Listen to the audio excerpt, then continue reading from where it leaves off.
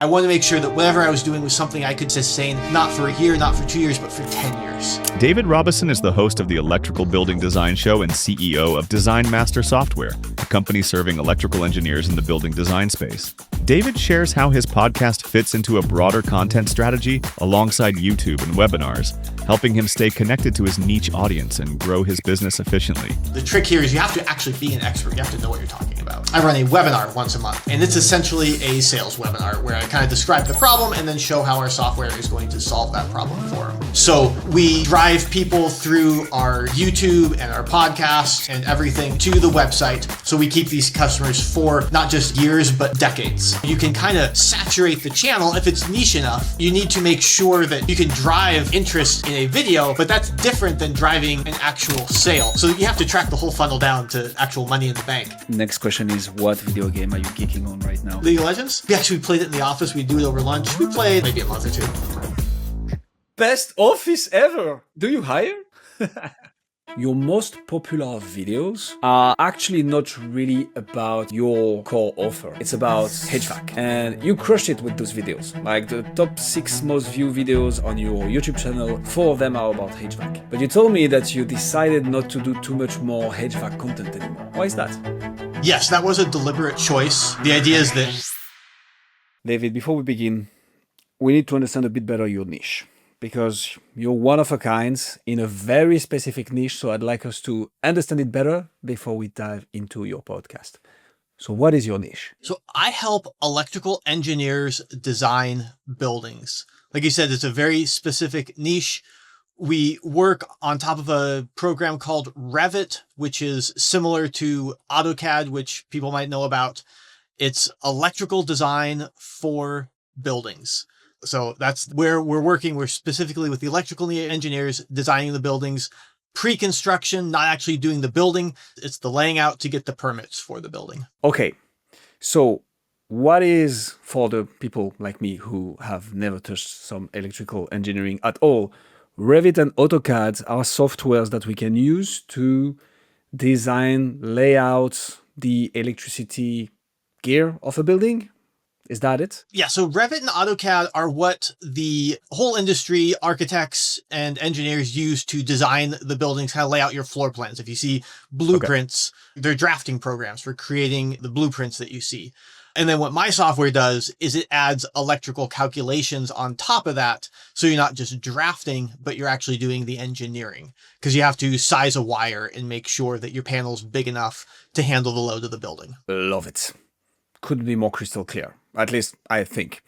So with that being said, your specific software helps people do exactly that. So you will have a design in Revit / AutoCAD, but you want to know exactly what piece of electricity, wires, panels, and so on you need in that building, and it will help you do the calculation. Correct. That's what we do. Fantastic. Can you tell me about your podcast? What is your podcast? So we have our podcast, we call it the Electrical Building Design Show, and it's supposed to be an industry podcast kind of covering topics that are relevant to electrical engineers, our customers and potential customers. The podcast is actually really just the audio of our YouTube channel.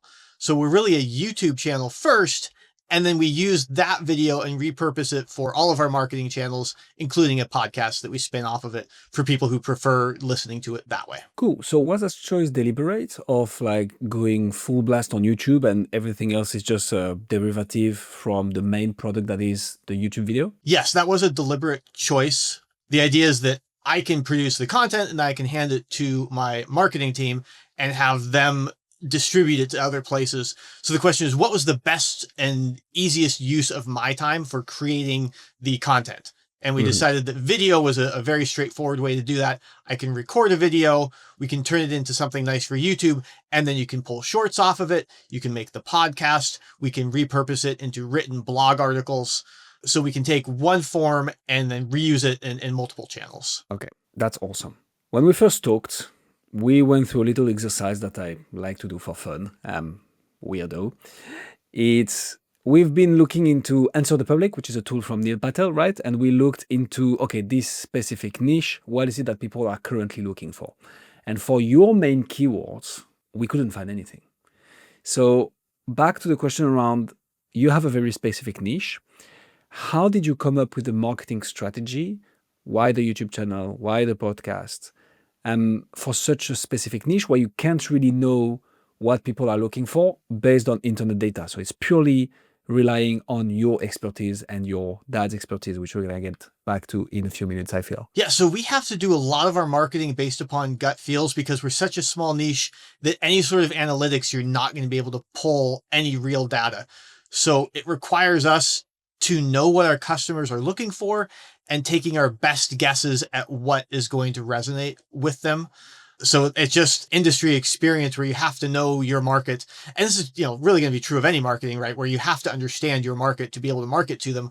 We just don't have those other tools that other people have where you can kind of back check your gut feels and your intuition. We have to go purely on intuition. And then a lot of it's putting it out there and see what hits and what resonates.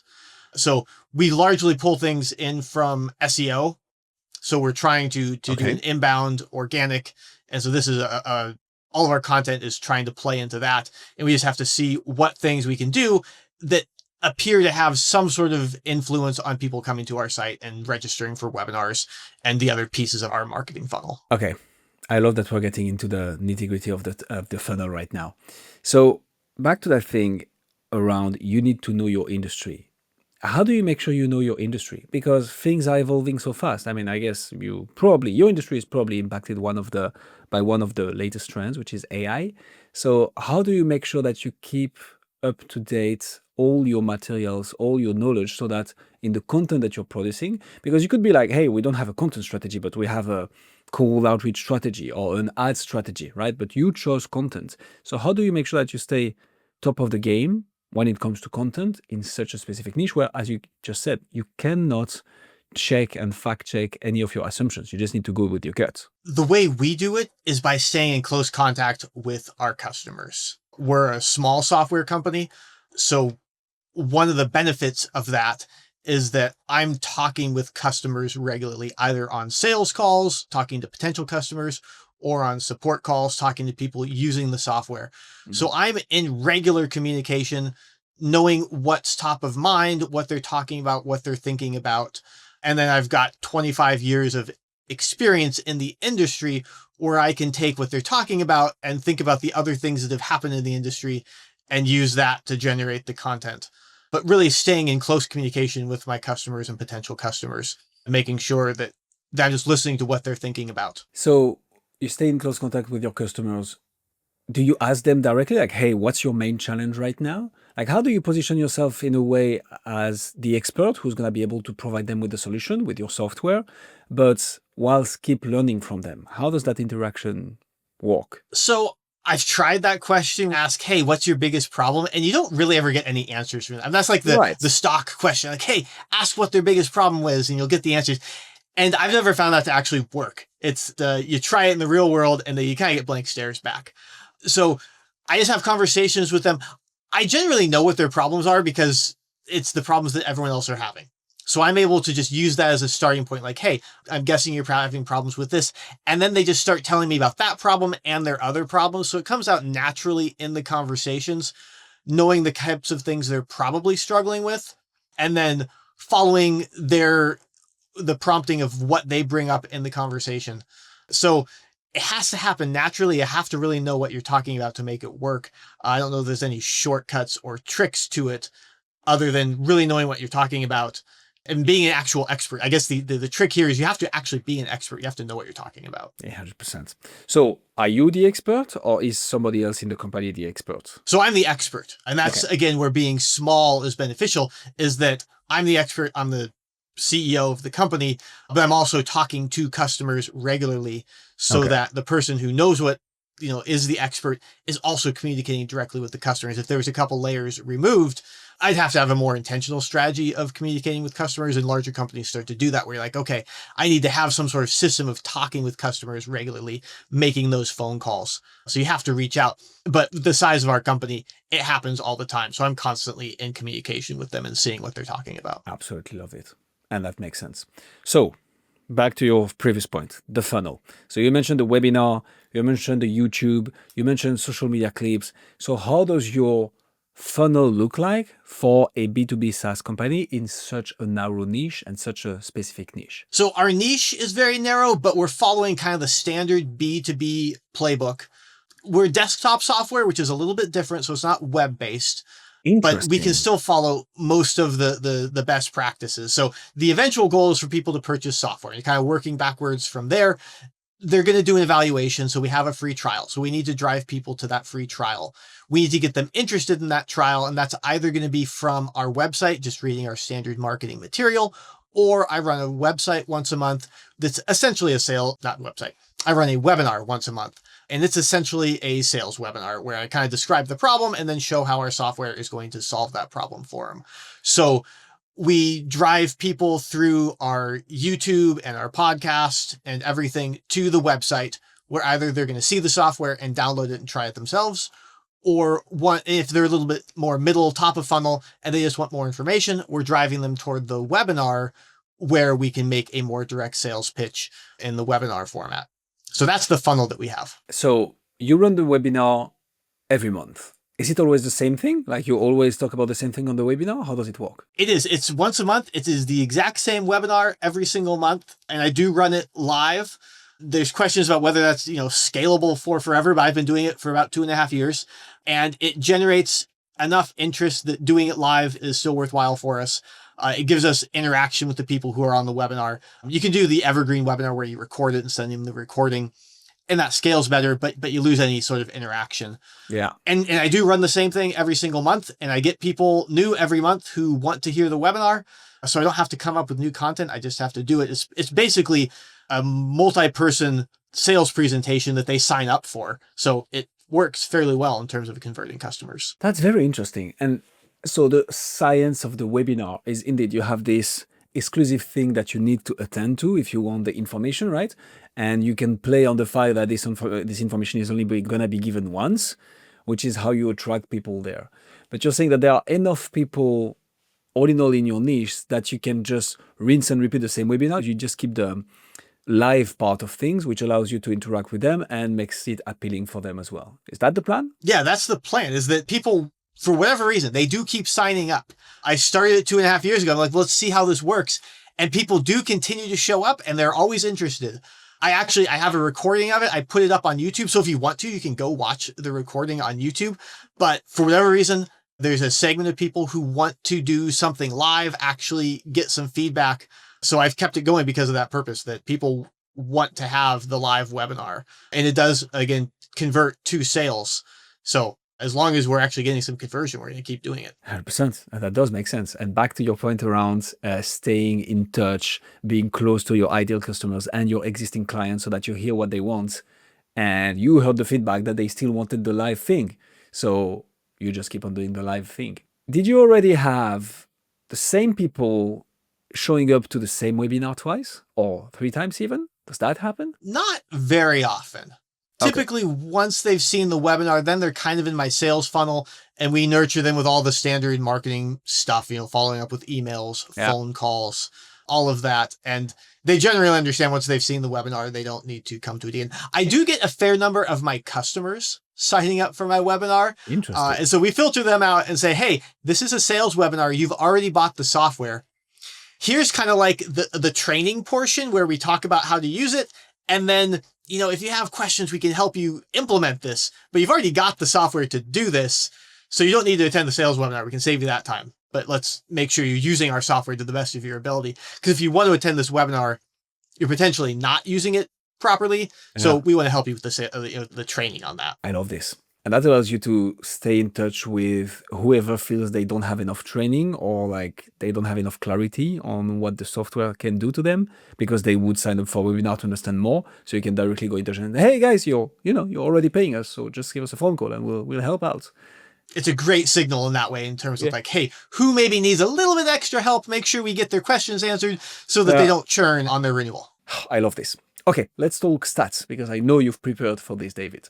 So all your content strategy, right? YouTube, podcasts, social media, SEO, because you're doing SEO as well, right? Am I correct with that? Yeah. Yep. Yeah. Okay.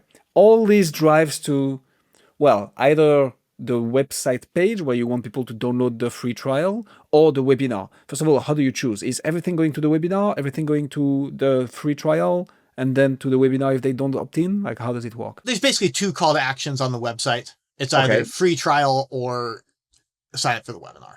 So we basically have the 2 parallel side by side, and they can opt in to whichever they feel is the right next step for them. So we have both of those. So, that's interesting. So let's double down on this a bit. Marketing 101, right? You want one simple, clear call to action, right? You see where I'm going with this. I see you smiling already. So why the 2 different options? Because so I go on your website right now. The thing that pops up the most is free trial. You have the ribbon at the top. You have the free trial in the menu as well. So why mixing the 2? Yeah. So marketing 101 is right. You want to have one call to action because it's confusing to people. There's a lot of marketing 101 stuff. And like, we're really underselling what people are able to handle. So I break a lot of rules because I look at it like, I feel like I could do better than that. So that said, we do have a lot of direct calls to the webinar. So like on our YouTube in the show notes, we'll have a pointer to the webinar. And that is a very clear single landing page, just register for the webinar. So we have a couple pages like that. But the main page, like you are seeing, it's the free trial, which is really what we're pushing. But there's also the webinar available on there. And really, we just have it because there's 2 places people could want to go. If they show up and they're interested, they're going to do the free trial, and that's going to be appealing to them. But for some percentage of people, they don't want to do the free trial. They just want to get some questions answered. And that's essentially what the webinar allows them to do. And so they can opt in to that. And there's a lot of people who are like, I want to learn about the software. I want to download it. In fact, I do download it, but I also sign up for the webinar. So while it is a little messy in terms of having 2 calls to action, it's particularly for the main page where you get just a huge variety of people. It gives them 2 places to self-select what level of interest they're in. If I had just the webinar or just the free trial, I'm missing out on the people in the different stages of their buyer's journey. So the idea is to kind of match where they are and give them different options. Even though it's a little bit messier in terms of having multiple options, it lets them choose which part of the funnel they're in. So I have so many questions. First of all, one thing that just popped into my head is, especially in B2B, right? Where sales cycles are long, products are complex, it's very niche problems that you're solving. Reactivity is key. At least that's what I understood from marketing, and that's where we're getting quite some success. It's like somebody opts in, you want to call them directly within a minute and a half. That's a Harvard study. Like people, if you call people 1 minute within their opt-in time, you boost your sales by 384%, something like this, like something crazy. Following up consistently without being pushy via email. But now I'm thinking, let's suppose I arrive right after the last webinar has been given, right? So I think the last one was on April 16th, right? 2025. Yep. I arrive on your landing page on April 17th. And I see the next webinar is in a month. So I'm going to opt in here, but like, I'm not going to hear from you before a month unless you're nurturing me via email, which you say you did actually. But like, how does it work? Because this puts quite some, lengthy timelines between opt-ins and potentially purchasing. So for the people who are just organically finding the webinar, you are right. There are times where they can sign up and it is going to be a month before that webinar happens. Right. Which you're right. The standard marketing playbook would be like, that's way too long. They're going to forget about you. They're going to go do something else. But our sales cycle, for better or for worse, is long. Yeah. Even when they decide they want to look at it, it's 3, 6, 12, 24 months before they will make a purchase. I wish I could get that down. We're trying to do that. But this is the reality of our industry is it just takes a really long time. So for them to wait a month, it's not that big a deal because they're not going to move on the software in a month after that anyway. Okay. And again, they're self-selecting into that. If they really wanted to move faster, if they really wanted questions answered, they could contact us directly. They could download a free trial. Yeah. So there are places they could go if they're like, I want answers today. But a lot of them are like, you know what? Doing a webinar in a month, that's totally fine because this is not a critical problem. I want to solve it. Things could be better, but it's not a burning issue. So I'll just wait a month and I'll get the reminder and I'll show up then and I'll get my questions answered then. Fair enough. So webinar, what are the stats? So you have all the content funneling people towards the free trial. If they don't want to take the free trial, they go for the webinar. What's the exposure of your content and how many of those results into webinar applications? And show ups? So we do one YouTube video a month. That's kind of our pace at the moment. Okay. And then we turn that into a blog post. So there's a written version. And we do 3 to 5 shorts based upon that video. We try and pull shorts from other things. So we're trying to get 2 to 3 things going on out on YouTube every week. So that's kind of the cadence we're looking at. In terms of stats, our YouTube channel, we get a couple thousand views a month on our videos. Our shorts get about a couple thousand views each month as well. So we're looking at like 4,000 to 5,000 views on our content, on all of our video content. And then in terms of webinar registrations from those, so all of those are pointing to the webinar as like a learn more call to action. So we do have a single call to action on all of that. We point them to the webinar. Looking at the stats there, it's 1 to 2 registrations a week. It's not huge. It's not a big draw, but it's enough of a trickle to pull people in that we can see that that's working. And then we're hoping that that's just driving enough other goodwill and interest in the market for it to be valuable. But we get 1 to 2 registrations a week for the webinar off of all that. Okay, so multiple thousands of views across all channels, resulting to 4 to 8 registrations for the webinar per month. That's very interesting. Now, the very funny thing that we went through in our first call, David, so I'm going to cover it again very quickly, is that your most popular videos actually not really about your core offer. It's about HVAC. And you crushed it with those videos. Like the top 6 most viewed videos on your YouTube channel, 4 of them are about HVAC. But you told me that you decided not to do too much more HVAC content anymore. Why is that? So as a company, we've been working in this space for over 20 years. And there's what's called MEP design. It's mechanical, electrical, and plumbing. So we've kind of focused on that area. And the HVAC, the HVAC is in the mechanical space. So we had software that does that, and we still do. But it's a much more crowded market than the electrical side. So there's lots of people doing ductwork software. So it's a little bit trickier to sell into it. The electrical, there's essentially no competitors there. So we have a lot more opportunity, and there's just more need for that in terms of what we're doing. And then if you look at those videos, again, we've been around for 20 years. So those videos have been up for 5, 6 years. So they've accumulated a lot of views over a very long time. So part of that is just that those videos are much, much older. So that our old content, you can see that the HVAC is more popular than the electrical. But in terms of the actual sales, we sell way more electrical software. So the views there are not correlating to sales. There's also a lot of contractors who look at our HVAC videos. So there's a lot of people who are doing the construction. And for whatever reason, the HVAC contractors are just picking up the videos and looking for this stuff. So they look at it, but they don't turn into customers or sales. So you need to make sure that you can drive interest in a video, but that's different than driving an actual sale. So you have to track the whole funnel down to actual money in the bank. It's not just driving views, as much fun as those are, but those are vanity metrics. You actually have to be able to convert it into sales. And there, the electrical stuff, even though it's not as popular, converts to sales better. Amen to that. And I wanted to double down on it because this is such an important lesson that we try to live by as well with podcasts, because it's so easy to fall into the ego stroke / vanity metric aspect of marketing, which is, hey, this piece of content got lots of views, got lots of engagement, got lots of likes, whatsoever, lots of good feedback, but sales, 0. And actually, back to the content strategy, right? Of like, okay, we know what our ideal clients are looking for. It's not something that can be found anywhere on internet. So that's something we have a competitive edge on, which is even better, right? And even if it's going to get way less views, we know that this is more likely to send people towards our website, who then going to decide to register for the webinar and eventually showing up to the webinar. So if we can get into stats, David, you get 4 to 8 people to register for the webinar each and every month. How many of those convert into clients? We're in the 0 to 1 range. Okay, interesting. So obviously we would like that to be better, but it's not a huge number.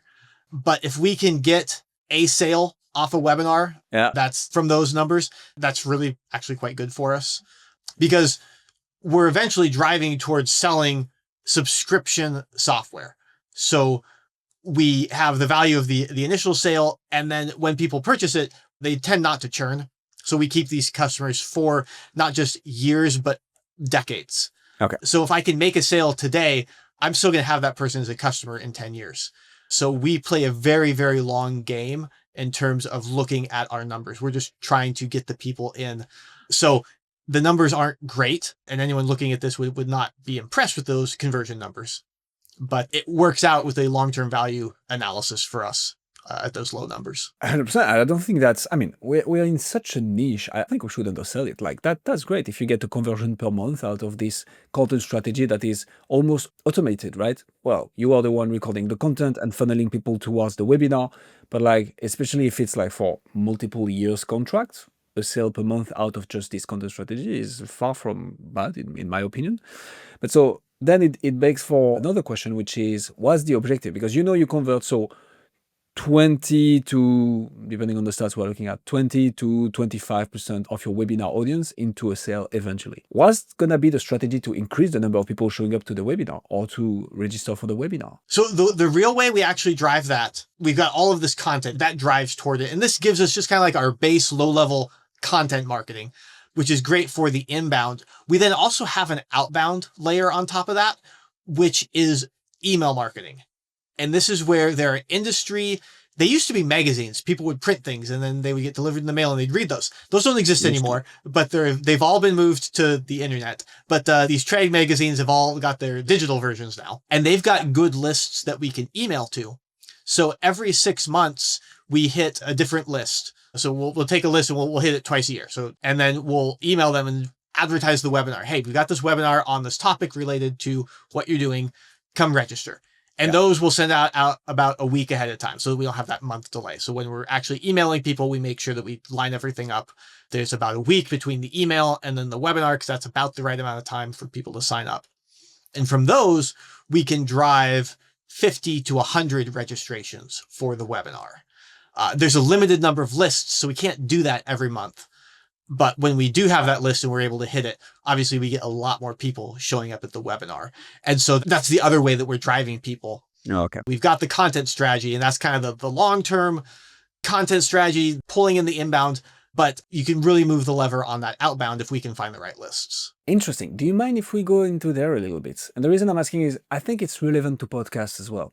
So you could use podcasts to reach out to people as well. And you create a list and you reach out to those people. So how do you, especially for you who's in such a niche, right? How do you find those people? Is the call to action to go to the webinar as well then? Or is it a different call to action? The call to action on the emails I'm sending to these lists? Yes. Yeah, the call to action is register for the webinar. Interesting. So it's a direct call to action to the webinar. Marketing 101, it is a single call to action in this case. Good. This one's good. It's registered for a webinar, free webinar. It's not obvious it's a sales webinar, but at this point, anyone who's signing up for a webinar should realize that's what's going to turn into. If they don't know that. Is anybody fooled? Oh yeah, I'm going to attend to a webinar I'm going to get only genuine good value. You can get good value as well, but yeah, we try and make sure that there's some value, but really, if you're going to a webinar, it's a sales webinar. But yeah, we drive them to that. Yeah, so that's what we were driving them to the webinar. So we're not, there could be a strategy where you drive them to like sign up for your podcast or you to subscribe to your YouTube channel. Exactly. That's just a couple levels removed from actual turning them into money in the bank. So for our purposes, getting them on the webinar is really what we want. So we drive to that. Driving them to subscribe to our channel that's going to be driving more of those vanity metrics rather than actual sales. So we're not driving to the webinar. It could if we were looking to increase the subscribers, but that's not ultimately our goal. Okay. So the reason I thought about asking this as well is it's all about volumes at the end of the day. The plan to get more people into the webinar is also through cold outreach. I get that. Something that you mentioned at the beginning of the episode was we release one YouTube video a month, right? Which then translates into multiple pieces of content. And therefore, I guess, one episode of podcast per month as well. Correct. Yeah. Why not 2? Why not 4? Why not 1,000 per month? That's partly a bandwidth issue on my part. Interesting. Again, we're small, so I'm wearing a lot of hats as founder CEO. So for a while, we were doing 2 a month. We pulled that off for about a year, but the production schedule was turning into too much of a grind and I was having trouble coming up with topics and getting things done on a timely manner. So starting this year, I pulled back to 1 a month, which is a much more sustainable cadence, because you don't want to, there's lots of abandoned podcasts. And one of my goals going into this was to not have an abandoned channel where, oh, you have this really great, launch and you're doing every week for like 2 months and then it goes totally silent. I wanted to make sure that whatever I was doing was something I could sustain, not for a year, not for 2 years, but for 10 years. So that's why I went with that. And there's opportunity where I could maybe do more if I could move some of the things off of my plate, and that probably would be a good use of my time. But just right now, once a month is a cadence I can maintain. That actually does make a lot of sense. What about replicating yourself with an AI avatar, David, and just creating content out of this so you can extract yourself from the day-to-day of the recording? Well, if the technology was there, maybe. I'm not sure that the technology can pull that off quite yet. Not yet. But that's for someone else. Software for someone else to write. Maybe there is such a thing. Okay, I love it. One last thing. You mentioned SEO a couple of times. The way we see SEO is really you look for Google Analytics, Google Trends, Keywords Planner, Ahrefs, like some tools that will allow you to find the queries from people. But in your case, there is no queries, as we saw with Answer the Public. So how do you drive proper SEO for and from the podcast in your specific case? So here we're, again, kind of guessing, but they're intelligent guesses based upon, we have our feature set. And so these are the problems that we're trying to solve. So we make sure that we're ranking for our features. These are keywords that aren't going to show up because there's not that much volume. But we know that if people are searching for that, they're going to be interested in what we want. So it's not based upon volume, but just knowing that the search intent is going to be a high quality customer. And then we make sure that we're ranking for that. And one nice thing about doing YouTube and all of these shorts and whatnot is that if you take a specific keyword, you pull a couple things together on that. Like if you search for Revit voltage drop, which is a keyword that we're trying to rank for, you're going to have an AI overview that mentions us. The first video that pops up is going to be my face. And then you're going to have a couple things from Autodesk because we're built on Revit and it gets theirs. And then you're going to have our website. And then YouTube's going to show a couple of shorts and 2 or 3 of those are going to be mine. So you see my face again. And then you got linked to our LinkedIn article is a repurposing of this. So the couple pieces of content show up, 6 or 7 times in the top 10 links on Google. So you can kind of saturate the channel if it's niche enough, just pulling from a couple pieces of content. I love this. So you're not going to appear on a lot of queries, but the very few that you want to rank for, people are going to see your face everywhere. That's how you play the game. Another part of our conversation last time that really stuck to me was you have a solution, a software that's going to plug into an existing solution, Revit/AutoCAD. Meaning all the keywords that are linked to those softwares, those very companies are already on them. And like overwhelmingly, and obviously they have the highest authority, so they will be positioned first. How do you navigate this? Like, how do you make sure that, okay, we're going to position ourselves on only those specific keywords? Is it only the ones that, for instance, Revit and AutoCAD aren't on? Or are you trying to compete with some of them when you see that they're not strong enough? How do you do that? We've been doing this 20 years. We've collected backlinks for 20 years. So if you search for AutoCAD system requirements, for a while, I actually outranked Autodesk's website for that. I believe I'm number 2 now, but I am the second ranking site for AutoCAD system requirements. So I get a huge volume of traffic. None of it qualified. Again, this is a vanity metric where I get a ton of traffic. Am I first right now? Hey, look at that. So we get a ton of traffic, but none of it's going to convert because these are people who are just searching for AutoCAD. Right. So if you go to our website, we strip out all of our marketing and contact stuff from there because we don't want people chatting on that site because they'll ask us about AutoCAD and we don't want to hear it. So we strip all that out so that they don't contact us. Basically, all of our call to actions are gone on that page. So we still have the information, but there's no way to follow up with us because we don't want to be answering Autodesk's questions for them. But we've just got enough domain authority where we can actually compete with Autodesk on some relevant search terms. That's impressive. And so I'm searching, I don't think I have my VPN on, so I'm searching from France right now. But when I do AutoCAD system requirements, you pop up first, Design Master Software. Here we go. You're there, David. You're checking for you now. All right, yeah, I'm checking. So over here in the States, Oh man, I've dropped down to like 4th. Oh, shoot. Time to refresh that SEO. Yeah, because I imagine in that Autodesk is actually ranking better. So they have separate pages for each version. So they've got it for all the different versions. And I have one page that has all the versions. So anyway, it is hard to outrank Autodesk on that. But apparently in France, I can. So I'm going to show you the proof of this. So I'm sharing my screen. So if you're just listening to this, head to YouTube, have a look at our faces and at the screen that I'm sharing right now. Boom, AutoCAD system requirements, AutoCAD 2022. So you would understand that it's not the latest version, but you're first. There we go. There we are. If anybody in France is looking for AutoCAD system requirements, they might go for you, David. We got you covered. We also got historical data on there for what it's worth. So if people search for old versions of AutoCAD, which comes up, we rank on those. So if you're looking for like AutoCAD 2010 system requements, Autodesk has scrubbed those from their websites, which makes sense. We keep it, so we pull in all of that search volume. I love it. So actually, one last thing I wanted to ask you, David, which isn't directly related to all the topics we covered right now. So that's why I was like, wanted to keep it for the end. But you mentioned that your software is a desktop software, where nowadays, most of the software companies will go for a SaaS kind of approach with online access, like you build as you grow or you build as you grow. But you have a desktop system. Why that choice? Some things belong on the desktop is the short answer. I like that. The example that people might be familiar with is 3D modeling. If you've got like a 3D printer, you might be doing a little bit of modeling. That's something that might have a little bit more of a broad appeal.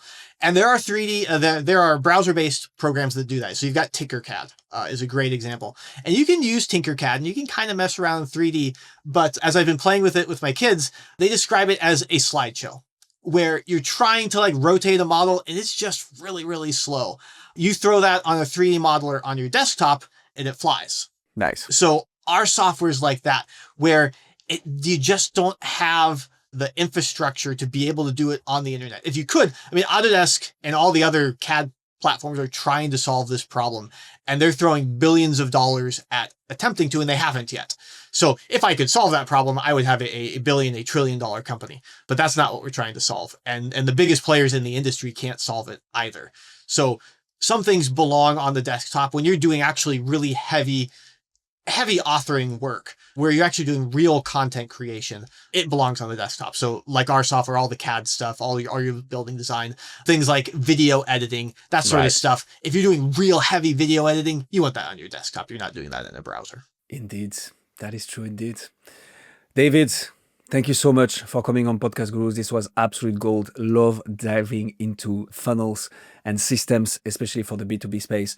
So I doubt there is any electrical engineer right now listening to us who wants to have a proposition and a solution like you're proposing to design better electricity system for buildings. But who knows? So if people want to find out more about you, your podcast, or your company, where should they go? Yeah, if you want to know more about this, our website is designmaster.biz. If you go to YouTube and search for Design Master Software, you can find our channel there. So that's where you can get more information. We'll put all the links in the description. And of course, do not forget, you can register to the webinar. It's happening once a month and it's just right there. It will be David in person. David, thank you so much. This was gold. Thank you.